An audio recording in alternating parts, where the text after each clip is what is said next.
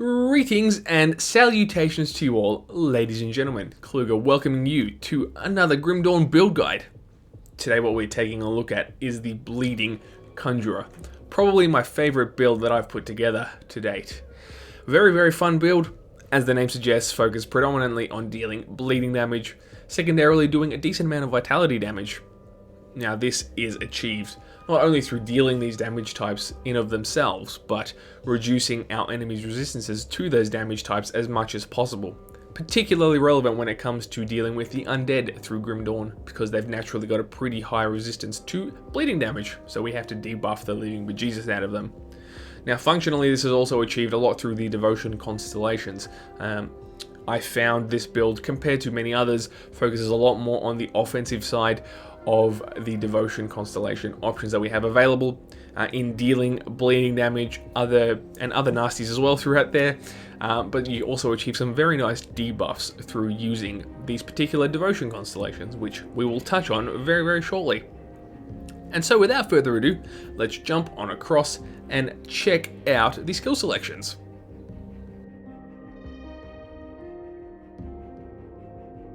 So first, let's check out the skill selections for the build.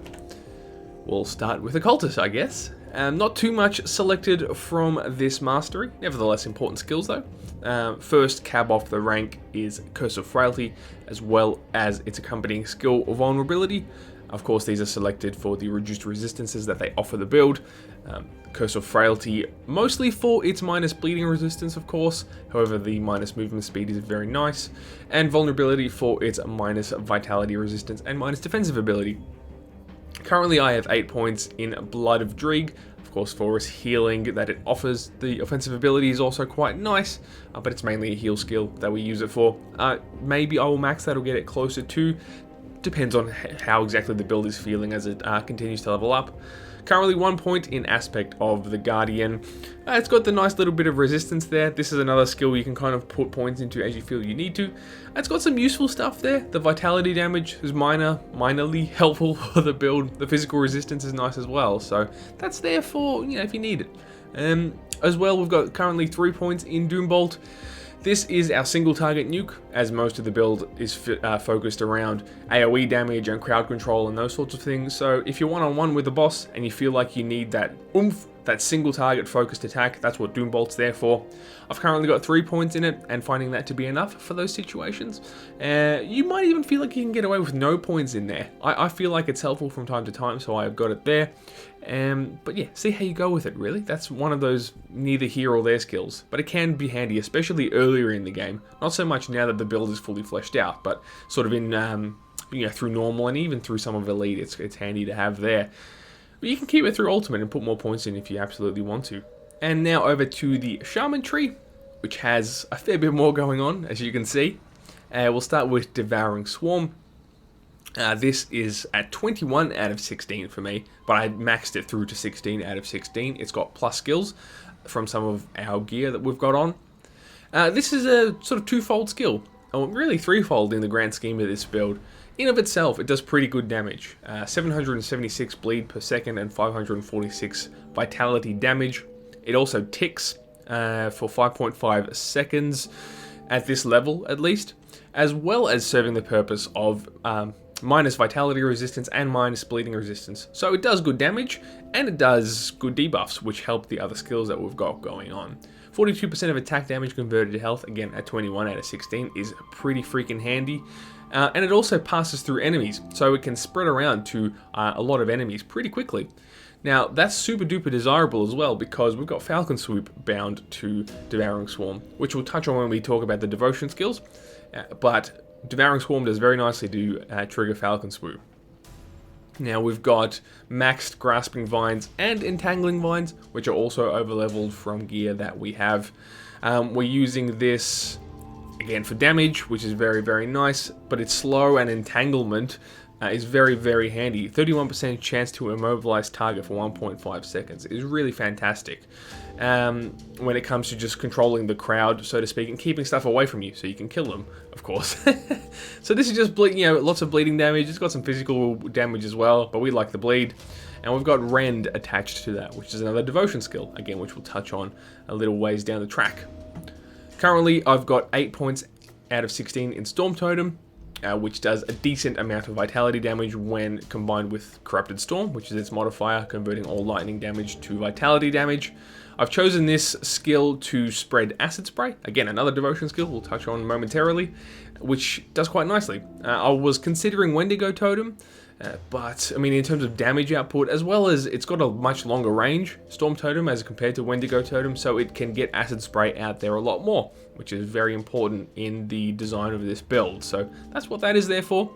You could possibly put more points into it at this point in time, because we are doing decent amounts of vitality damage, which is quite nice to have. Now right down the end here, I've got Primal Bond maxed at 12 out of 12. 135% bleeding damage at this level is very, very nice. The other stats there are kind of kickers. They're not completely necessary, but the 15% damage absorption is quite nice. The 50% constitution is also not bad as well. Of course, the bonus to pets is not relevant to us at this point in time. And also the Mogdrogon's Pact line, I've got some points in. The first skill, Mogdrogon's Pact, I've got at 5 out of 12. This is kind of, I'm adding to it ad hoc, depending on how much energy regen I find I'm needing, because it's hard to judge. It is a fairly energy intensive build, so I'm putting more points in there as I feel like I need to, or if I find other gear that's gonna help me with that issue, then I can take points out of it, but it's just here or there, depending on how much I feel I need. Heart of the Wilds at 10 out of 10. I don't have 10 out of 10 points in there. As you can see in blue, it's over leveled. It's probably not worth putting more than that. I could make it go to 11, but but it's probably not worth it. It's just nice for the health and the resistance duration, sorry, the damage duration reductions that we've got there. So again, just a nice survivability skill to have as you get towards the later periods of the game. As well, Oak Skin, adding to this as I feel I need to. The energy regen is nice, but the armor and pierce resistance is what we're there for. When I got to ultimate, I found my pierce resistance wasn't that great, so I put a few points into it just to help that along. But if your pierce resistance is okay, you can probably ignore that skill, to be perfectly honest. But again, up to you, depending on how the build feels. But that's a little more on the optional side. Just quickly hopping across to our attributes, our character page for attributes, just to quickly touch on those. Currently, I've spent 54 points in Physique, I've spent 14 points in Cunning, and 6 points in Spirit. As you can quite plainly see, the majority of focus has been on Physique, just to focus on the survivability side of things, HP, defensive ability, and so on, because you can get the damage sources from elsewhere, and you don't really need to rely on Cunning for that purpose. So I've invested some points in Cunning for that, and again, even less points in Spirit, but mostly for gear, just to be able to wear certain gear pieces.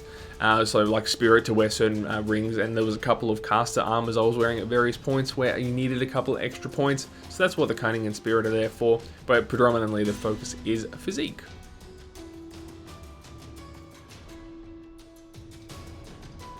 And so now we'll check out the Devotion screen and see how that's all working. As mentioned, this build has a fairly heavy focus on the offensive side of the Devotion panel constellation thing, as opposed to other builds which tend to use it more defensively. So let's check that out and see how it's all set up. Now, I touched on this as well when we were talking about the skill selections, but there's 3 main constellations we've selected that are the core of this build, really. The first one is the Falcon constellation for the Falcon Swoop skill, which is really awesome. I've got it at max level at this point in time. It's doing 6 projectiles at 65% of our main hand damage, as well as 4,623 bleeding damage over 3 seconds, which is very, very nice. Also, all these nodes give us pretty decent buffs to our damage as well. The second of our core constellation selections is Huntress, down the bottom here. This is in the order I selected these in, by the way. It takes a little while to work your way down here. Huntress gives us lots of goodness in terms of offensive ability. It's got bleeding damage throughout there, but the focus was to obtain its Rend skill, 20% chance on attack. At max level, as I've got it, it's doing 3,504 bleeding damage per second at a 5-second duration, with minus 125 offensive ability and minus 33% bleeding resistance. And the third core skill is the Acid Spray, 15% chance on attack from Manticore. Now, Manticore in of itself is not particularly pertinent to the build, obviously, as it's more focused around poison damage, though it does have helpful nodes, pardon me. For example, 4% health is okay, the offensive ability and resistance is okay there, but we've chosen it for Acid Spray. Again, the damage in of itself is not particularly relevant, but once I get this to max level, it's going to have 250 reduced targets armor for 5 seconds and 30 reduced targets resistances for 5 seconds. We've selected that for the debuffs, essentially, because it is very helpful in the build. So how do these three constellations sort of work when it comes to this build? Particularly Falcon Swoop and Rend are very key in this build and how it works. So we've got Falcon Swoop on Devouring Swarm. That basically just lets it trigger a whole lot. 15% chance on attack doesn't seem like heaps, but Devouring Swarm has no cooldown, so you can spam it as much as you like, but it also has a duration once it hits an enemy, and it passes through a lot of enemies. So as you're dealing with crowds and you just cast Devouring Swarm, Falcon Swoop actually has a really high chance to activate. Activate multiple times in a row as soon as it comes off cooldown in a lot of cases, and 4.6k bleeding damage over 3 seconds is massive in terms of how it gets through the crowd, as well as 65% main hand damage is pretty freaking beefy. Similarly with Rend, 20% chance on attack doesn't seem that high, but we've got it bound to Grasping Vines. Now the way Grasping Vines works is it actually sits on that ground where you cast it and it ticks. It's quite quick. It ticks multiple times in its lifespan, if you will, and each of those counts as an attack. So really 20% chance on attack if you cast it amongst a group of enemies, it's going to trigger almost inevitably. It's very high chance of it casting, depending on how many enemies are in there, of course. And this Rend serves a twofold purpose. One, obviously, is doing a pretty decent amount of bleeding damage, but it's also got some nice debuffs there, particularly the minus bleeding resistance, which becomes very pertinent when we're talking about killing undead and things with bleeding resistance, so incredibly helpful. Now, Acid Spray bound to Storm Totem doesn't get cast as often, because Storm Totem doesn't tick as often, but it's got pretty decent range on it, and again, those reduced resistances is what we're in it for. So when Acid Spray hits a thing, and we've got our other spells hitting our enemies, it ends up doing quite a favor for us in terms of reducing their defensive abilities, as it were, and we kill things much quicker, effectively. So we'll go through the other constellations selected as well. So let's have a quick look. I've got Fox selected here, which gives us some nice bleeding damage and so forth. If I recall correctly, I selected it in part to be able to get to Huntress. I've got Jackal here also maxed out. Again, I believe to enable me to get through to the Huntress skill, because it gives us 3 of the Chaos Affinity.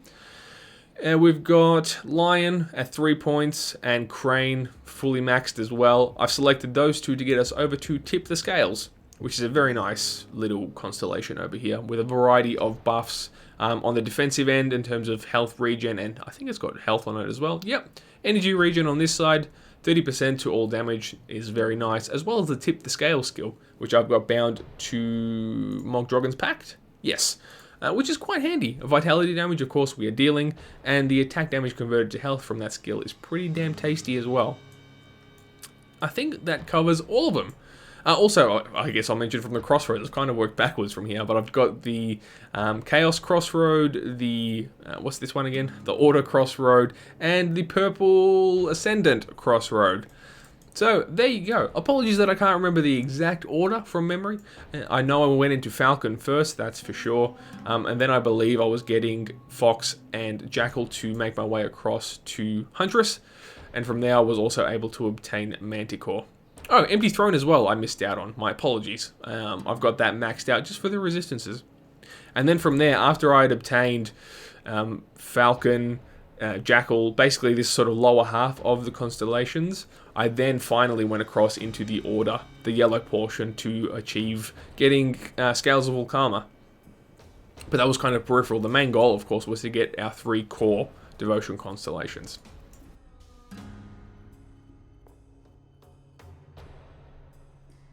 So now let's take a look at the gear for the build.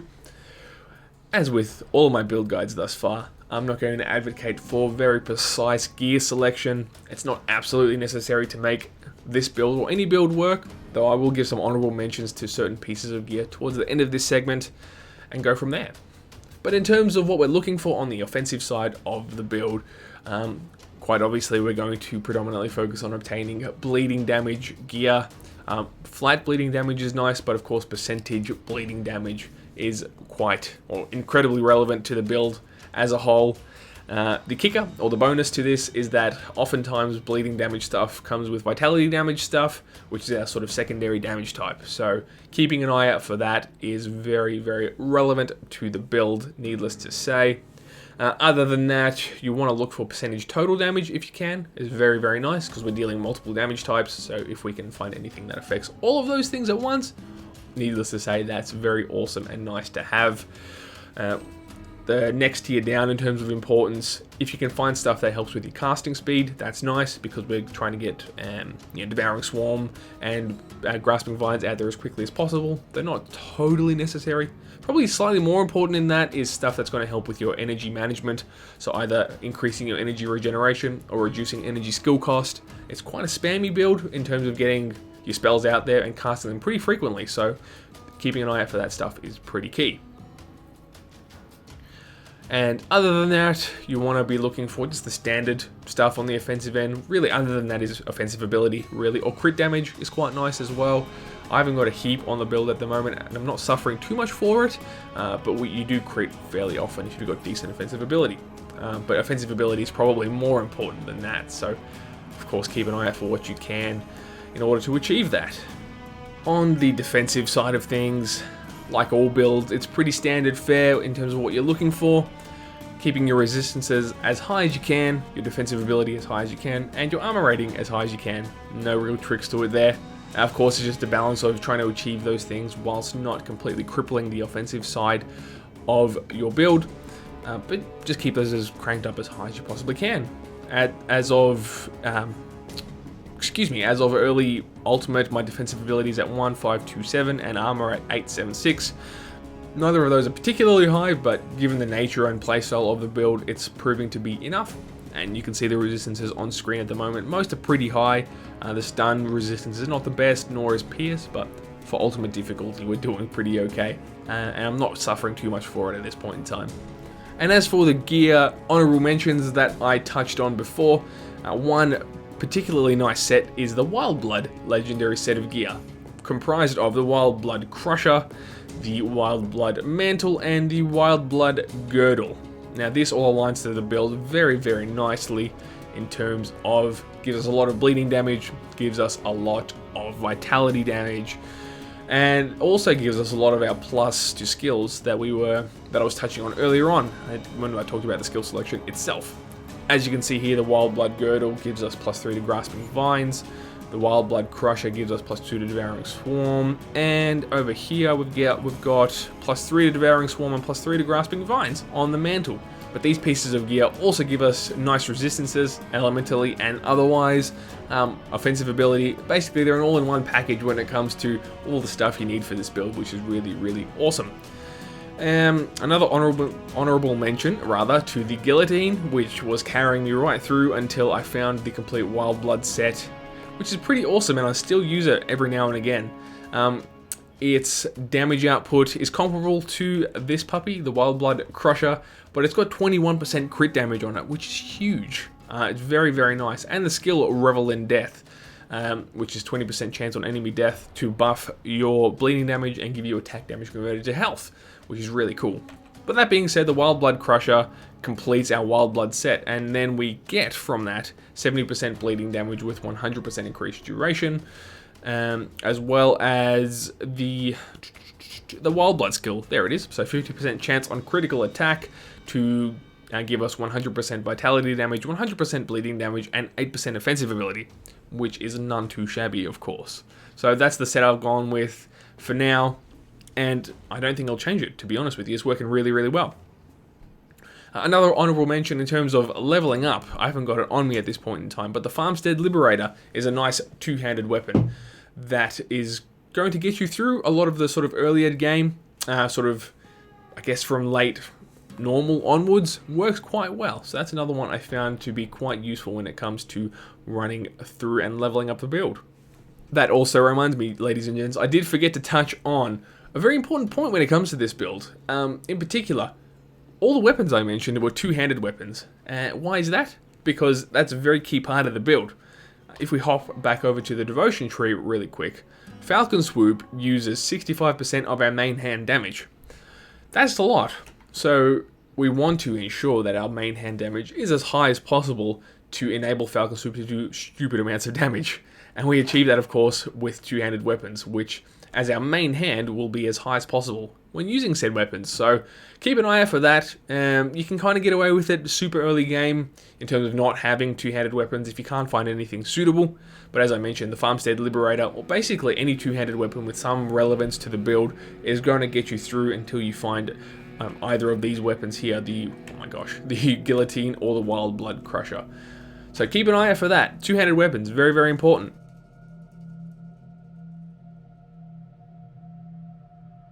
So now let's have a brief chat about the leveling progression of this build, which is something I haven't really touched upon in my earlier build guides, so I'm trying to improve. So, when I did this build initially, I actually started with the Occultist Mastery first, with the intention of getting Bloody Pox as quickly as possible and using that as leverage to, or as a carrier of the Falcon Swoop devotion skill. As it turns out, Bloody Pox is not the most effective means of spreading said skills, so I ditched that pretty early on. If I was to have a do-over, when constructing this build, I probably would have gone Shaman first, hence I'm recommending it to you guys now. So you can go into the Shaman Mastery, grab Devouring Swarm, grabbing Grasping and Entangling Vines, and beefing those out to a decent level. Once you've done that, you can probably then swap across to the Occultist Mastery, because you do want to grab Curse of Frailty fairly early on if you can manage it, to start debuffing stuff, particularly when you get through to like Act 2, because you start having to deal with the ghostly enemies and the undead skeletons and that kind of thing. So you want to start thinking about debuffing those dudes. You can probably go as high as the Doombolt skill in Occultist before you swap back to getting Shaman stuff, if you want to, if you feel like getting Doombolt. But you do, of course, want to work on getting through to max out, to max out the Shaman tree as soon as you can. Particularly, of course, we want to get Storm Totem, and you want to get to working through Primal Bond as quickly as you can, because that's a very nice thing to have. Storm Totem, maybe you can skip initially, because you only really want to get Storm Totem once you've got Acid Spray available from the Manticore Devotion constellation, so bearing that in mind.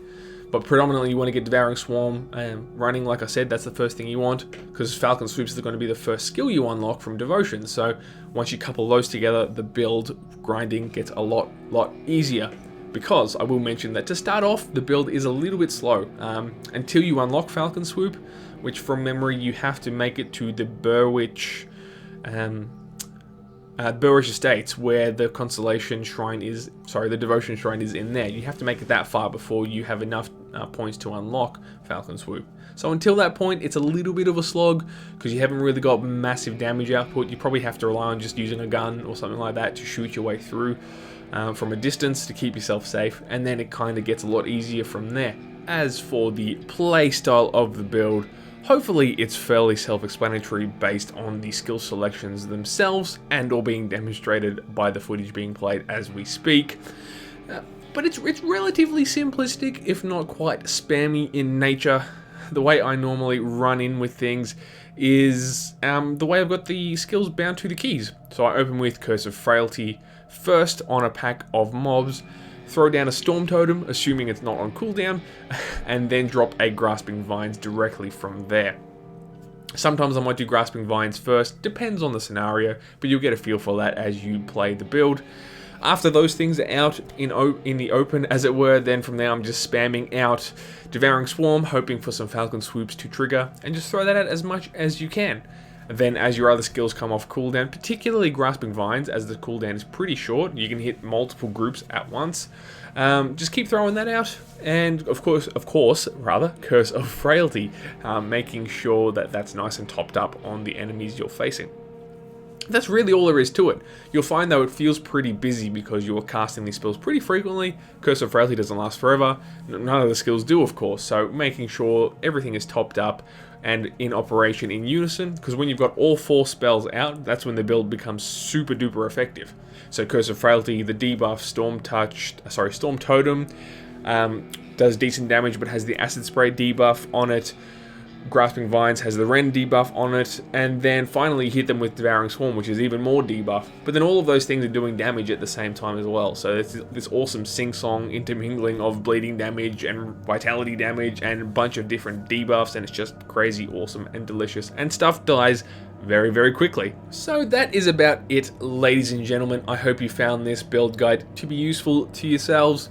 If you have any questions or are confused about my ramblings, please do remember to leave a comment down below so I can help you out. Otherwise, just leave a like on the video. If you missed it, there's also a Grimcalc link in the description below if you just want to refer to that as you level up your own Bleeding Conjurer.